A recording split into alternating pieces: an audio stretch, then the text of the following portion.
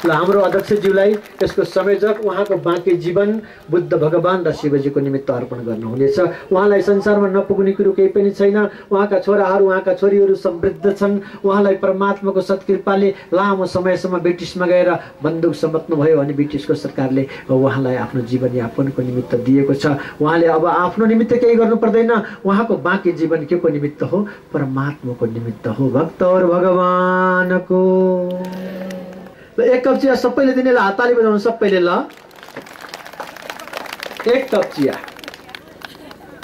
हैन, 1 रुपैयाँ दान तपाईहरुले इष्टदेवको नाममा, कुलदेवको नाममा, पितृदेवको नाममा प्रत्येक दिन त्यो तपाईहरुको प्रत्येकको घरमा एक कुन्टा खुत्रुके पठाउँछौं हामी, माटाको खुत्रुके। प्रत्येक दिन त्यहाँ इष्टदेवको नाममा, कुलदेवको नाममा, पितृदेवको नाममा तपाईले त्यहाँ 1 रुपैयाँ राख्ने। अनि त्यसपछि 1 कप चियालाई कति पैसा पर्छ ल भन्नु। त्यहाँ 1 कप चिया मलाई दान गर्नुहोस्। आरुखोरका भाडखोला र फेदीखोला बस्ने प्रत्येक व्यक्तिले आज हामीले परमात्माको नाममा चिया खाएर त्यति फाइदा पनि रहेनछ। 1 कप चिया हामीले खाँदैनौँ, 10 रुपैयाँ 1 कप चियालाई पर्छ। 1 कप चिया हामी परमात्माको नाममा अर्पण गर्छौँ भनेर तपाईहरुले संकल्प गर्ने एउटा अभियान चलाउनुहोस्। तपाईको एक दिनमा 50,000 देखि 1 लाख रुपैयाँ यो ठाउँमा उठ्छ। अनि हामीले कहीँ गएर कसैसँग भिक्षा माग्नु पर्दैन। तपाईहरुले आफैले यहाँ एउटा दिव्य मनोहर तीर्थस्थल निर्माण गर्न सक्नुहुन्छ। भक्तहरू भगवानको सुर्ती खैनी तान्नी चुस्नीको त कुरै छोड्दिउँ हैन।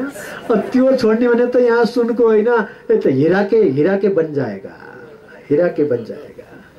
अनि यो छ नि, यो के यसो अर्ने यस्तो हल्लिँदै हिँड्ने क्या, के भन्छ त्यसलाई, यस्तो त्यो त नखाऊ हो उसरी नि। त्यो यस्तो यो मारेको चिज र त्यो छोड्ने भने त दिनमा 100, 200, 300 रुपैयाँ बच्छ एकजना व्यक्तिको। त्यो एक दिनमा 1 करोड रुपैयाँ आम्दानी हुन्छ, त्यो छोड्दिउँ अब होइन। त्यो तपाईहरुलाई नै भयो, जे गर्नुहोस् थोरै मलाई दिनु होला। परमात्माको सत्कृपाले मेरो बाल सखा जसले उसले र मैले बचपन समयमा एउटै थालमा जुठो खाएर हामी हुर्क्यौं, ईश्वरको सत्कृपाले मलाई परमात्माको सेवाको निमित्त मेरो जीवनलाई आह्वान गर्नुभयो, त्यो मार्गमा मलाई लगाउनु भयो अनि उसलाई एउटा उद्योगपति बनाउनु भयो। समय भनौँ वियोग भनौँ, उसको जीवनमा आफ्नो जीवन सङ्गिनीबाट ऊ बिछोड हुनु पर्यो। अनि उसैको प्रेरणाबाट, उसैको नाममा उसले यो सत्कार्य गर्ने सत्प्रेरणा उसको अन्तर्हृदयमा परमात्माले दिनुभयो। यो क्षेत्रको एउटा निस्वार्थी, बचपनबाट जुझारु प्रकृतिको, कसैलाई मार्ने, कसैलाई ठग्ने, कसैको खाने उसको जीवनको लक्ष्य रहेन। लाग्छ उसले कसैको पनि अहिलेसम्म 1 रुपैयाँ उसले अहिलेसम्म कसैको खाएकै छैन। कसैसँग बसेर चिया खाएको पैसा पनि उसँग चिया बसेर खाएको पैसा पनि उसको पैसा जस्तो लाग्छ आजसम्म कसैले तिरे जस्तो मन लाग्दैन। यस्तो एउटा महान पुरुषार्थी व्यक्तित्व जसको संकल्पले यो ठाउँलाई बनाउने सतत प्रयत्न, उसैले यस्तो नन्नसा छोटासा एउटा बालक कलेज पढ्दाखेरि हामीसँग 1 रुपैयाँ पैसा हुन्थेन पञ्चासे जाने, हामी नाङ्गो खुट्टा पञ्चासे जान्थ्यौँ। एक दिन त्यो पञ्चासेमा जाँदा जाँदै रात पर्यो, हामी रातभरि जङ्गलमा बाटो नपाएर रातभरि जङ्गलमा भौतारिनु पर्यो। यस्तो यस्तो गरेर हामीले पञ्चासेको विकास गऱ्यौँ। एवमृतबाट यसको पनि विकास गर्ने हाम्रो अर्जुनबाट जुन प्रकारको संकल्प भएको छ, उहाँ काङसिङ लामासँग जोड्नु भएको छ। आदरणीय प्रातस्मरणीय एउटा तत्त्व विज्ञ परमात्माको परम भक्त, यस्तो महान व्यक्तित्व जसले संसारका सबै बुद्ध मार्गीहरूले उहाँलाई चिन्छन्, उहाँको सत्कृपा उसलाई मिलेको छ। अनि मलाई पनि एउटा सान्निध्यता प्राप्ति भएको छ। उहाँ र मेरो नाता आजबाट अटुट रहनेछ। दुईटा मुटु होइन, हामी एउटै मुटु भएर परमात्माको सेवा गर्ने संकल्प गर्नेछौँ। अनि अर्जुनको जो विचार छ, विवेक छ, अनि हाम्रो यस्तो एउटा निस्वार्थी व्यक्तित्व जसले यो धामको नेतृत्व गर्नुभएको छ। अनि बाल्यकालमा मलाई खेलाउने पढाउने हाम्रो नारायण गुरु, मोहन बाबा, सबैलाई अनि मेरो यहाँ सहपाठी मेरो मित्रहरू, म सबैसँग पढेँ हिँडेँ। म तपाईहरुको साथी हुँ। म हर्क बाबु, यो जो बच्चा छ नि अहिले मसँग प्रवचन गरे, दलित भनेर प्रवचन गरे बिचरा, उसँग त म गएर बसेको छु, खाएको छु। मेरो अन्तर्हृदयको बच्चा जस्तै लाग्छ, धेरै माया लाग्छ। अनि हजुरहरूलाई देख्दाखेरि मेरो आमाको झल्को मेटिएको छ, बाबाहरूलाई देख्दा पिताजीको झल्को मेटिएको छ। यो स्थान म बाल्यकालमा क्रीडा गरेको स्थान हो। यो स्थानको मलाई धेरै माया छ। यो स्थानले मलाई ऋण लगाएको छ। यो स्थानले लगाएको ऋणमा परमात्माको सेवा गरेर यो स्थानले लगाएको मेरो मातृभूमिको ऋण म तिर्नेछु। हरि ओम तत्सत। सत्यनारायण नारायण नारायण। मलाई फेरि उहाँ आज पूर्णिमाको दिन धेरै कार्य मेरो थियो, मैले छोडेर आउनु पर्यो। भोलि बिहानै मेरो अरू प्रोग्रामहरू छ, भेटघाटको कार्यक्रमहरू छ। यसर्थ अब हाम्रो आदरणीय लामाज्यूले हजुरहरूलाई आफ्ना सतवाणीहरू बुद्ध सदा सर्वदा म तपाईँहरूसँगै छु। सुझाव सल्लाहको निमित्त हाम्रो दूरभाषामा संवाद भइरहन्छ। म यो स्थानको सेवाको निमित्त म आफ्नो जीवन लगाउने छु। यही सङ्कल्पको साथमा बिदा हुन्छु। हरिओम तत्सत। नारायण नारायण। सबैको जय।